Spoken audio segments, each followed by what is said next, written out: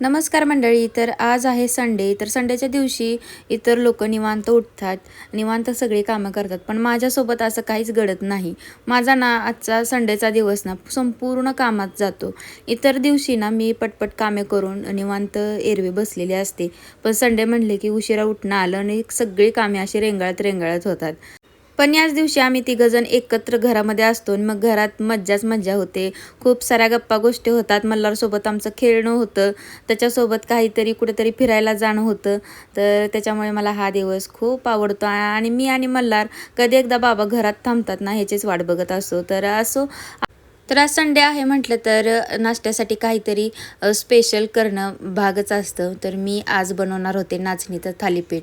तर मी काल परवाना नाचणीचं पीठ दळून आणलं होतं. तर मी रोज इंटरनेटवरती त्याच्या वेगवेगळ्या रेसिपीज बघते. काल ना मी मस्त असा डोसा बनवला होता नाचणीचा आणि तो खूप छान क्रिस्पी झाला होता. पण मी त्याचा व्हिडिओच करायचं विसरून गेले. म्हणून म्हटलं आज मी थालीपीठ बनवते तर तुमच्यासोबत ही रेसिपी शेअर करावी.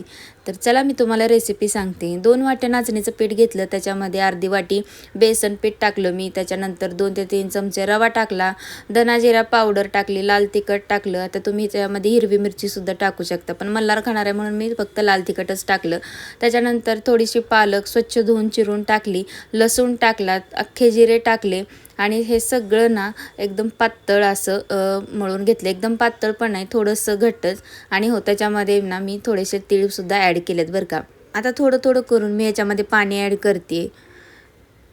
नाचणी म्हणजेच रागी ही ना अतिशय पौष्टिक पद्धतीचं धान्य आहे. त्याच्यामध्ये कॅल्शियम भरपूर असते, लोह भरपूर असतं, फायबर आणि ही हृदयासाठी सुद्धा खूप चांगले असते. आणि हे धान्य ना ग्लुटेनमुक्त धान्य आहे. त्याच्यामुळे ना लहान मुलांसाठी हे खूप उत्तम प्रकारचं पौष्टिक अन्न आहे. लहान मुलांबरोबरच मोठ्यांनाही नाचणी खूप उपयुक्त ठरते. डिलेवरीनंतर 2 वर्षानंतर जसं हळूहळू हाडे ठिसूळ होत जातात ना महिलांचे, तर त्याच्यासाठी नाचणी सेवन केली ना तर हाडांना कॅल्शियमसुद्धा भरपूर प्रमाणात मिळते. तर आपण बेसनच्या पोळ्या जशा बनवतो ना तशी कन्सिस्टन्सी मी ह्या पिठामध्ये ठेवलेली आहे. एक एक करून तव्यामध्ये तेल टाकलं आणि तेल टाकल्यानंतर ना मी ह्याच्यामध्ये थोडंसं असं बॅटर हे टाकते.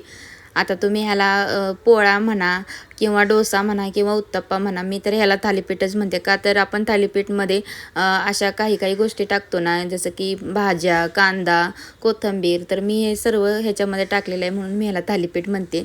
तुम्ही ह्याला उत्तप्पा किंवा डोसासुद्धा म्हणू शकता किंवा ह्याचा बेसनासारखा पोळ्यासुद्धा म्हणू शकता. तर अशा प्रकारे एक साईड मी शेकून घेतली. आता दुसऱ्या साईड शेकते. तर मस्तपैकी असे थालीपीठ करून घेतले, नाश्ता करून घेतला आणि मग निवांत एक झोप काढली आणि मग नंतर थोड्या वेळाने बाहेरून बघते तर भरपूर असं आभाळ आलं होतं. आता पाऊस पडेलच की काय असं वातावरण झालं होतं. तर कालच्या व्हिडिओमध्ये मी दाखवलं होतं ते बघा, माझ्या कुंडीतल्या रोपांना पटकन कळ्यासुद्धा आलेल्या आहेत मोठ्या आणि किती छान टवटवीत हे झाडं दिसत आहेत. मनी प्लांटलासुद्धा एक छान सुंदर नवीन पान आलेलं आहे. आणि आभाळ बघा, किती आभाळ आलेलं आहे. असं वाटतं की किती मोठा पाऊस पडेल, पण काही नाही. इन 15 मिनटं फक्त पाऊस पडला आणि नंतर सगळं वातावरण शांत झालं. पण हवेत एवढा थंडावा वाढला होता ना की सगळं गरमीचा सीझन आता पूर्ण संपलेलाच आहे असा वाटत होतं. त्यानंतर मी करायला घेतली होती रेडी रांगोळीचा एक पॅच करायचा होता मला. मी रेडी रांगोळीचा मॅट प्रकार हा तुम्हाला दाखवलेला आहे. पण रेडीमेड रांगोळीमध्ये जे आपण ॲक्च्युली रांगोळी बनवतो ना तो मी पहिल्यांदाच आता ट्राय करते. माझ्याकडे हा महालक्ष्मी प्रसन्नाचा साचा होता रांगोळीचा. त्याच्यावरूनच मी ठरवलं की एक आपण OHP शीटवरती ह्याचं कलरकाम करून घेऊया. पण मला ते काय जमलं नाही. पहिल्यांदा मी काय केलं, ॲक्रेलिक कलर घेतला ब्रशनी, डायरेक्ट त्याच्यावरतीच पेंट करायला घेतलं, पण तो माझा पूर्ण प्रकार फसला गेला. हे बघा, असं काहीतरी झालं आणि सगळा कलर एकमेकांना चिटकला होता. म्हणजे नाव व्यवस्थित दिसत होतं पण ते ॲक्च्युअली दिसायला चांगलं व्यवस्थित दिसत नव्हतं. म्हणून मी ती OHP शीट घेतली आणि पूर्ण धुवून काढली, स्वच्छ केली, सुकवली आणि परत एकदा त्याच्यावरती काम करायला घेतलं. पण आता म्हटलं की त्याच्यावरती आपण जसं मॅटला पॅच पाडतो, छाप काढतो तसं काढायचं.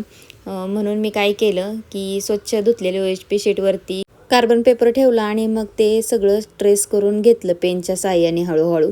त्याच्यामध्ये ना 1, 2, 3 डिझाईन खूप अवघड होत्या, जसं की श्रीयंत्र आणि एक अष्टकमल दलाचं हे होते डिझाईन होती, ती ना खूप अवघड होती. म्हणजे पेननी जरी काढली ना तरी ती अवघडच वाटत होती मला. आणि खूप दिवसातून पेन आणि ब्रश हातात घेतला होता ना, त्याच्यामुळे ना माझे हात असे थरथर कापत होते आणि मला असं वाटत होतं की आता मी कुठेतरी चुकते. पण जाऊ दे म्हटले की, तर 20 रुपयाला तर OHP शीट भेटते. एखादा प्लॅन फसला तरी काय झालं, दुसऱ्यांदा तरी चांगलंच येईल म्हणूनच मी हे करायला घेतलं होतं. आणि मी हे का करते का, तर आपण रोज देवघरासमोर जी मी रांगोळी काढत होते ना, तिथं मला काहीतरी वेगळं करायचं होतं. आता हा पॅच तर मी पाडतच होते, पण तिथे वेगवेगळा असं रांगोळीचा कलर टाकून त्याच्यावरती हे नुसतं ठेवून जरी दिलं होतं ना, तर छान दिसेल म्हणून मी हे आज करत होते. आणि मागच्या 2-3 दिवसापासून माझ्याकडे हे सगळं सामान पडलं होतं, पण मला तो मुहूर्तच लागत नव्हता. मी म्हटलं चला आज मला रानायचं झोपलेलाच आहे, सगळं शांत वातावरण आहे, तर हेच करायला घेऊया. कार्बन पेपर आणि पेनच्या साहाय्याने OHP शीटवरती मी ते सगळं ट्रेस करून घेतलं, जे रांगोळी साच्यावरती होतं ते. याच्यावरती श्री महालक्ष्मी प्रसन्न असं लिहिलेलं होतं, तर ते सगळं ट्रेस करून घेतलं व्यवस्थित. डिझाईनसुद्धा बाकीच्या पाऊलच्या वगैरे ट्रेस करून घेतल्या आणि मग त्याच्यावरती आता ॲक्रेलिक कलरनी कलरकाम सुरू केलं होतं मी. तर खूप छान वाटत होतं मला हे करताना, तर खूप सुंदर वाटत होतं. पण खूप दिवसातून ब्रश हातात घेतला होता ना, त्याच्यामुळे थोडंसं इकडे तिकडे डिझाईन होत होती माझी. पण मला एक एक सुख जे असतं ना, जे आर्ट केल्यानंतर जे मनातले निगेटिव्ह वगैरे विचार येतात ना, ते मला काहीच येत नव्हते. जवळजवळ मी हे करायला ना मला अर्धा 1 तास लागला, का तर खूप दिवसातून मी हे करत होते त्याच्यामुळे. पण माझा तो अर्धा तास ना फक्त मी माझ्यासाठी घालवला. आणि जो आपल्याला तो टाईम भेटतो ना, जे कुणाचेच आपल्याला विचार वगैरे येत नाहीत, फक्त तो क्षण आपल्यासाठी आपण जगतो ना, तोच खरं तर खूप आपल्याला महत्त्वाचा असतो. आणि असं प्रत्येकाच्या आयुष्यात असा स्वतःचा तरी टायमिंग अर्धा तास का होईना, 5 मिनटं का होईना, पण स्वतःचा वेळ आपल्याला असावा, असं मला तरी वाटतं. आणि तो मला आज भेटला होता. आणि अशा प्रकारे माझा रांगोळीचा हा पॅच पूर्ण झाला होता. तर बघा किती सुंदर दिसतंय. फक्त ते ना कार्बन पेपरचा जो ब्ल्यू कलर होता ना, त्याच्यामुळे हा व्हाईट कलर ब्ल्यू कलरमध्ये कन्वर्ट झाला होता. तर ते काही करता येईल का, मी ते नंतर बघेन. आता सध्या तरी बघा किती सुंदर दिसतंय. तर अशा प्रकारे माझा संडेचा दिवस मी घालवला. सकाळी मस्त असा नाश्ता केला, त्याच्यानंतर थोडासा वेळ घालवला आणि हा पॅच बनवला. तर तुम्हाला हा व्हिडिओ कसा वाटला मला नक्कीच कमेंट करून सांगा. आवडल्यास लाईक, शेअर आणि चॅनलला सबस्क्राईब करा. Bye bye.